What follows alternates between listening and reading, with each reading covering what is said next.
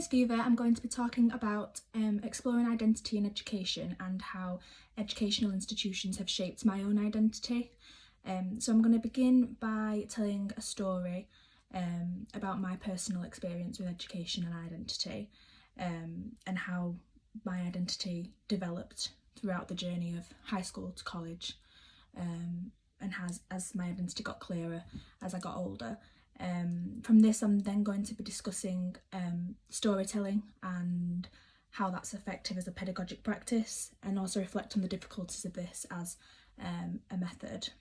I'm then going to move on to discuss theories around identities and what different theorists have to say regarding those ideas, for example, Goffman, Bardo and Foucault. And then I'm going to discuss those theories and how they link to my own experience within education, and how those different theories have been significant on my own journey. So throughout my education, starting from a really young age in primary school, I've always had a huge love for performing arts and music. It started in primary school, but I feel like when you're in primary school, everyone loves the creative lessons and all the fun side of things. So it didn't really occur to me that was going to be a huge part of my identity. I just thought at the time that's what all children enjoyed doing rather than maths and English. The high school that I went to wasn't much of an arts school, so I was one of few people in my year that enjoyed those lessons and wanted to take part in shows and events and things like that. This was a good thing and also a bad thing, because it really helped my confidence, because I was the one that was mainly getting the main parts in the shows and doing all these events, and I thrived during the lessons and I really enjoyed them. However, outside of those situations, so like in social settings with my friends, at dinner, in other like academic lessons like English, I felt quite isolated. I didn't really have much in common with many people, and a lot of people used to tell me I was being too over dramatic.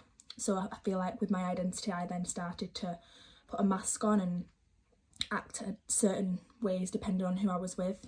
So the biggest shock that I received when I actually did start college was that at the beginning my confidence was massively knocked, which I really wasn't expecting. Obviously I'd been used to being one of the only people that wanted to take part in the shows and had that desire to do performing arts, so my confidence was always so high at high school, which was great. But now I was surrounded by 50 other people that had either the same abilities as me or were significantly better trained performers. So then I began doubting my abilities and whether I was good enough. So this affected me again, because then I was getting confused about my identity. Was this the person I was supposed to be, or was it now not something that I enjoyed as much? But that didn't last for too long. I think once I got into the swing of things and got used to that life, I absolutely loved every single second of being there.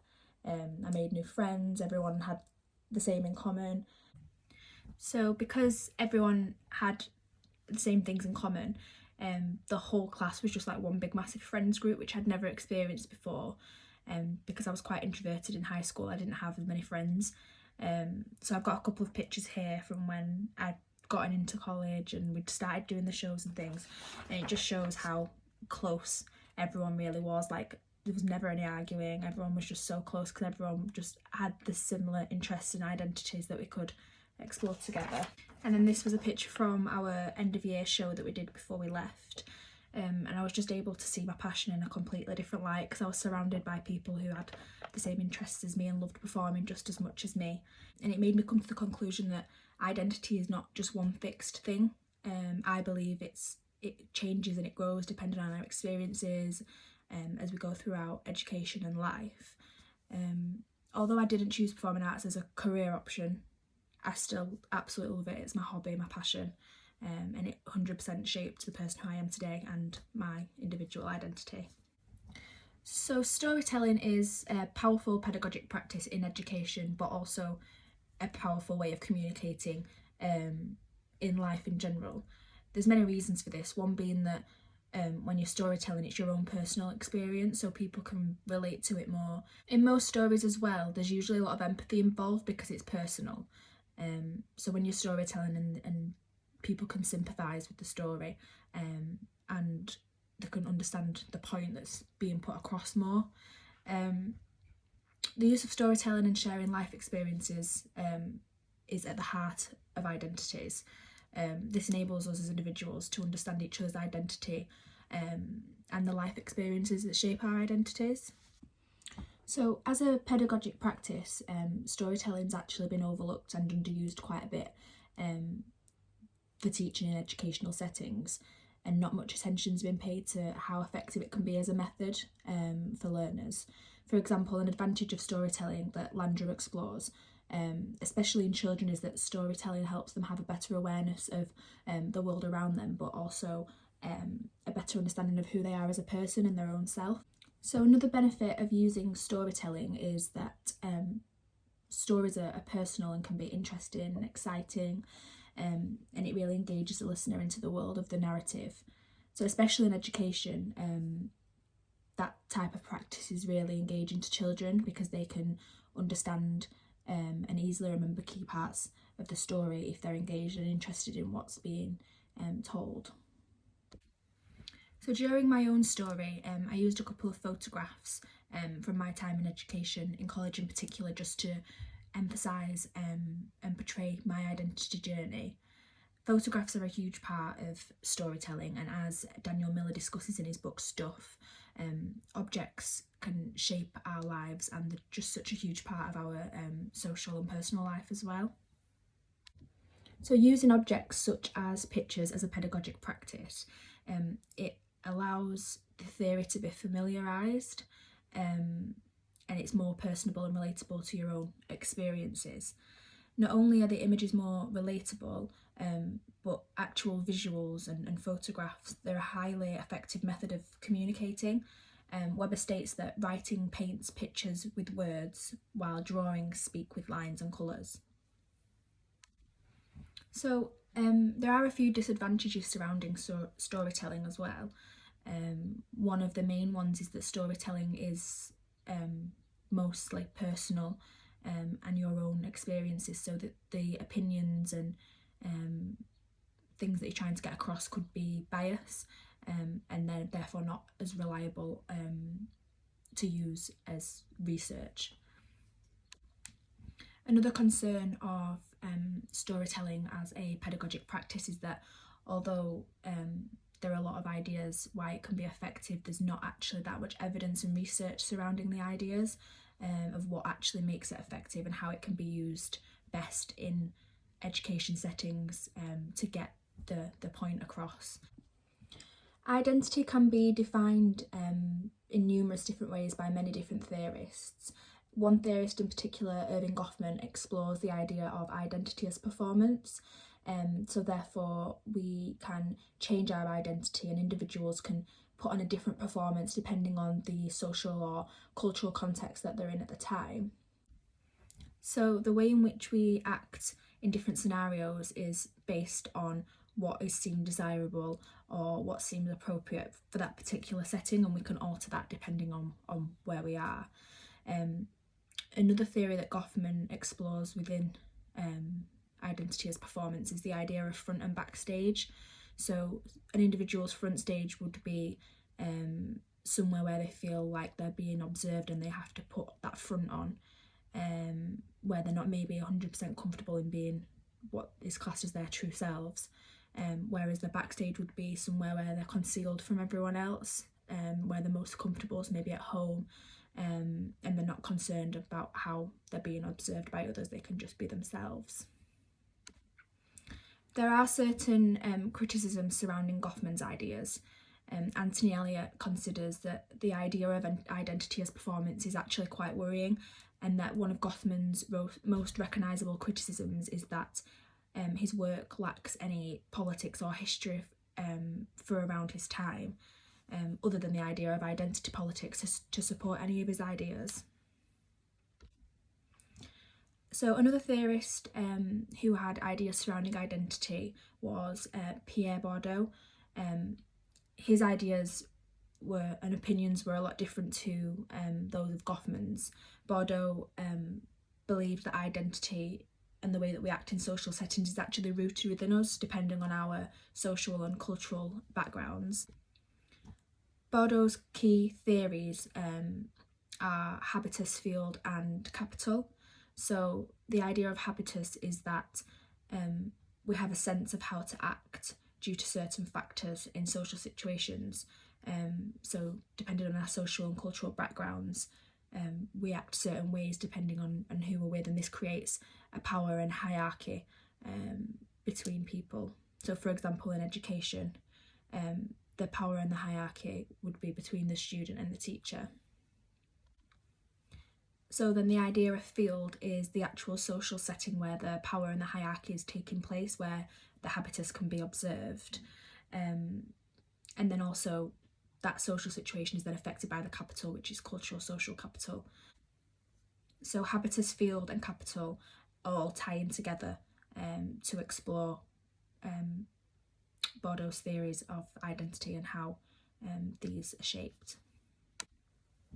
So one main concern that some theorists have with Bordeaux's ideas, for example, Anthony King explores how Bordeaux's ideas of habitus means that there's no room for change or development with someone's identity, because he believes that it's rooted within us due to our life experiences and the way that we've grown up. Michael Foucault's viewpoints on identity are linked mainly with the idea of history and power. So one of Foucault's key ideas is that of the panopticon, which basically explores how in a situation where there's hierarchy and power involved, people are being observed and constantly under surveillance, and they're always being watched by the people that are in power. So for example, in education, that would be the teacher watching the students, because obviously there's the hierarchy involved there. So this idea of the panopticon links with identity, because in those situations where someone's either observing or feeling like they're under surveillance, it'll begin to make them subconscious of the fact that they're being watched, so therefore change the way that they're acting depending on the situation and how they should be acting, or what's seemed desirable in that situation. So for example, in school, obviously if a child knows that the teacher's observing them, they concentrate more on their work, they'll look like they're listening more, rather than acting how they would if they knew that they weren't being watched.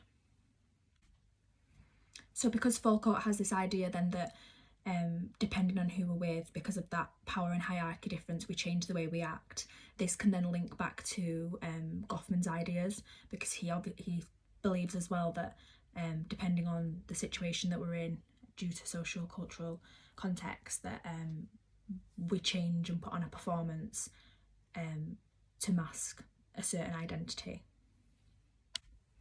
Foucault also observes power as something that can be seen in all social interactions, so not just situations where there's obvious power relations. For example, in a school, the obvious power relation, like I said, is between the student and the teacher, but Foucault also says that there's power relations in social situations, so for example, between friendship groups and friends within school. So this power difference and hierarchy between, for example, friends within school, where that hierarchy isn't as obvious, that again then shapes our identities. So someone who feels like they have more hierarchy over someone else will be more confident and will have a bigger personality, whereas someone who's a bit more introverted, their identity will reflect that as well. One criticism of Foucault's ideas is that surrounding the panopticon, because that is mainly what used to be seen within schools and educational settings. However, it's being less used and observed in schools now, and this is due to the fact that as a society we're developing and attempting to break down institutional barriers. Throughout my own involvement within education and the journey that I had through high school and college, a lot of the theories discussed have been very relevant to me in many different ways.